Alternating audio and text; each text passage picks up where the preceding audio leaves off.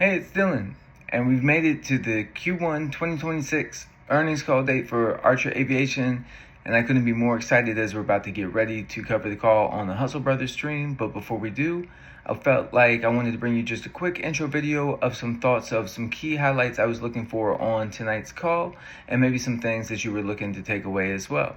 So, let's get into it. On the cash spend side, I'd really like to see if Archer's going to dedicate any more CapEx either to any facilities out in California, but I will really be interested to see if there's any more tooling out or anything going on in the factory down in Georgia, as that's really going to be a key when Archer decides to ramp manufacturing. So getting an early head start in that now with the cash that they have might be a great decision and a great use of the cash and to help move this company forward.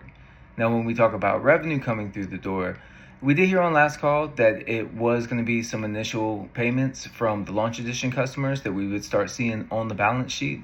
But one that I'm really curious about hearing on this call, and I don't know if we're one call too early, is going to be software.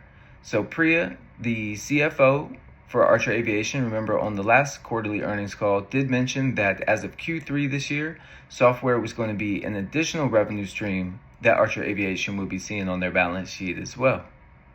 Then when it comes to the aircraft, I'm really excited to start hearing if there's any more news about the aircraft that are in final production. So we had 3 as of last quarter in final production looking to go forward for TIA testing.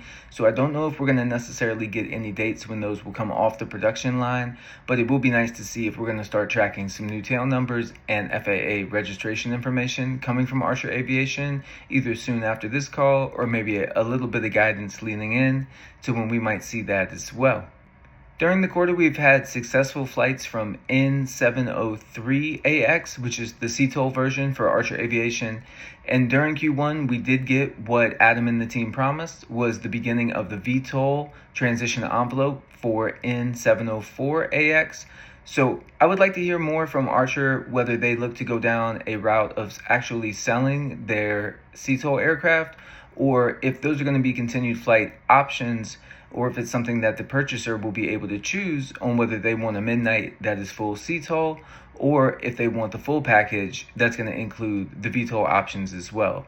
So we have been able to see N703 on the flight radar. We've been able to pick up N704AX pings from the ADS-B signal. So let's see what the company has and can give us some guidance as we push through in the production of these aircraft and the maturity of these aircraft. And then there's the defense side of business. So although we may not hear much about a program of record that has not already been awarded to Anduril and subsequently using Archer Aviation for the hybrid midnight aircraft, we do know as of last call that the CTO Tom Muniz was rolled off of the main midnight project and moved over to the defense midnight project. So let's see if we get any updates on what Tom has been doing with that defense version of the midnight aircraft.